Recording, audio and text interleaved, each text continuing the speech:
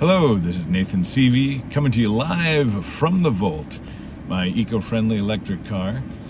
And I'm Nathan Seavey. I'm a real estate agent in Massachusetts, and I like to educate people on real estate so they can make the best real estate decisions for their own lives. So first I want to say thank you all who visited my booth at Beverly Main Streets. I was doing light painting pictures. Or thank you for coming to my show at the Cabot a couple weeks ago with the Cape Ann Big Band. And I am playing Castaways in Gloucester in a couple of hours. I'm sure I'll see some of you there, but by the time this video goes out, it will have been over. So tonight I have two things for you. I have the zoning board report and then a quick housing report. Again, I want to say kudos to the all volunteer board, zoning board, for their attention and consideration of all of the cases that came before them. You know, each of the first agenda items took an hour. It took an hour each. And I've just, public comment was heard, the board deliberated. They really are doing their best to take each one of these things as seriously as possible, and to really consider each thing on a case-by-case basis. So we're lucky to live in a city like that. They're not rubber stamping anything. All right, so here's how it turned out. The first one was a request to divide a variance to divide an existing property, which consists of two lots under the approved subdivision plan for the neighborhood, into the same two lots as originally approved. They're looking for frontage variance and square footage variance. The R10 zoning district, as many of you know, in most of Beverly, originally was designed as 5,000 square foot lots. In fact, the same is true for this neighborhood, the 17 Jordan Street neighborhood. Most of the lots there are actually around 6,500 square feet, but R10 zoning says, oh, they should all be 10,000. Well, that was not the case. And that's not the case in a lot of Ryal side and other places like that. So basically this was to take what was a 15, what was it? Existing, it's got to be over 15,000 square foot lot, and turn it into two lots that look more similar to what's going on in that neighborhood. I also want to say that this is the kind of zoning variance that I really like to see. It's, I love the Bass River overlay district. It's great, but it is a developer from another state who's directly benefiting from doing this. And again, we need those big companies to come in and do those big buildings. We need those. We need that infusion of cash and that risk.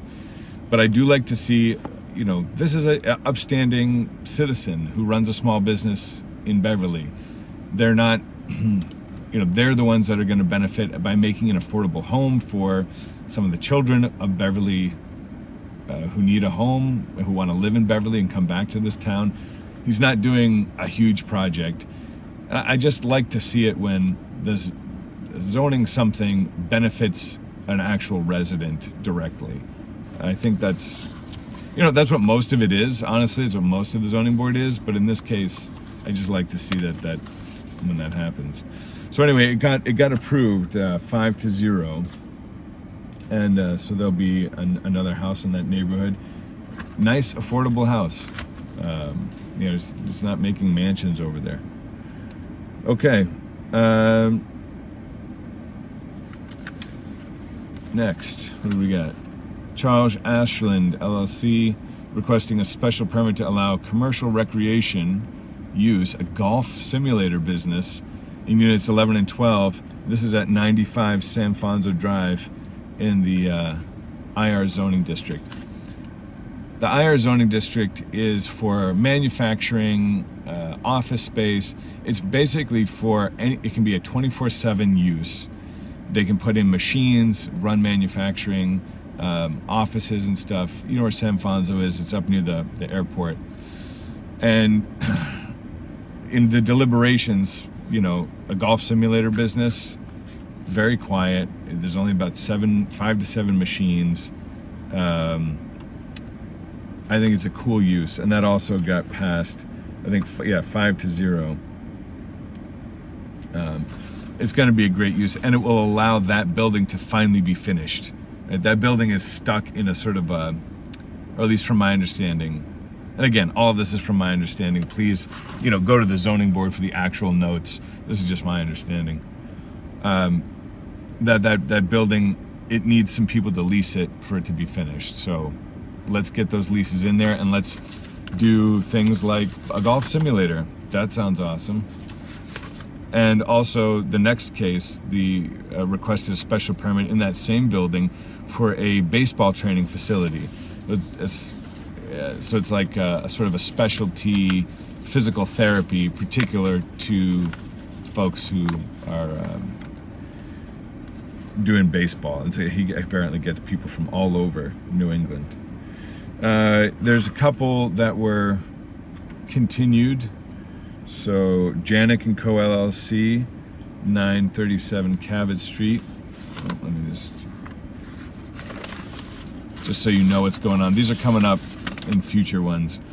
A special permit to allow the demolition of a legally pre-existing non-conforming commercial building and build a 2-family duplex at 397 Cabot Street. Then also a variance to build an addition to an existing, this is another case, 386 Cabot Street, to build an addition to the existing retail building on site, which would accommodate 12 residential units. So, check those out if you're super interested. Oh, and then here's one that actually got decided on, and this is a real great story. Actually, this is a good story. 32 to 34 Swan Street. This developer, again, small developer, was looking to turn 2 lots into, I think, 4 units. And through talking with the neighbors and that whole process, they got it down to 3 units, a duplex and a single. Hold on. 2-family duplex and 2-family duplex and 2-family.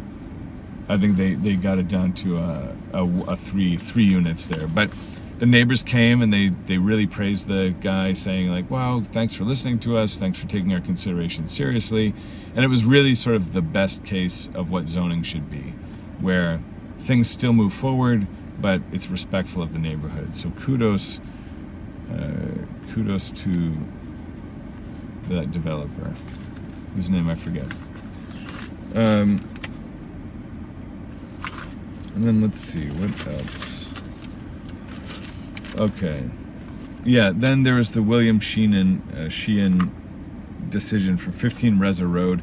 I'm not even going to pretend to understand that. It was a land court dispute that had something to do with somebody building a bunch of buildings that I guess weren't permitted or weren't requested or zoned for. And it went to court. The neighbors took them to court.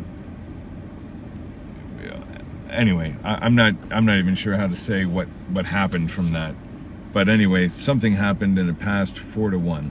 They had a finding, I think, that allowed him to keep his porch the same, but everything else had to change. All right. Okay, the housing report. I will say, get a little bit of a softening of the market in the last couple of weeks.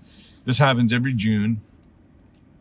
People get out of school, their kids get out of school, they get into summer mode, they're not thinking about houses anymore. So, if you're going to put your house on, let's put it on February, April, May, March, those areas. That's when the most of it happens. Okay, with a real hot spike, usually around April and May. But anyway, here we go. We got 21 single-family listings with an average list price of $1 million. Again, I really think it's that $33 million or whatever it is property. Take that out, and we're much closer, like 700. There are 10 condominium listings Average list price of $495. There are 6 multifamily listings with an average list price of $764. And there are 10 rental listings with an average rental price of $2,945. Now, if you have any questions about the zoning or about listing your house or about finding a house to buy, give me a call. My number is 617-545-4997. I'd love to talk with you, educate you on the process, and hopefully be your realtor if we get along. Thank you for listening to another edition of Live from the Vault. I'm sorry that this is getting recorded on a Sunday when the meeting was on Wednesday, but as you may or may not know, I live on Kernwood in Ryal side, and I've only just now gotten home from City Hall due to the detour of the Hall-Whitaker Bridge. Okay, I'll see you next month, if not before. This is Nathan Seavey, live from the Vault, signing off until the next zoning meeting.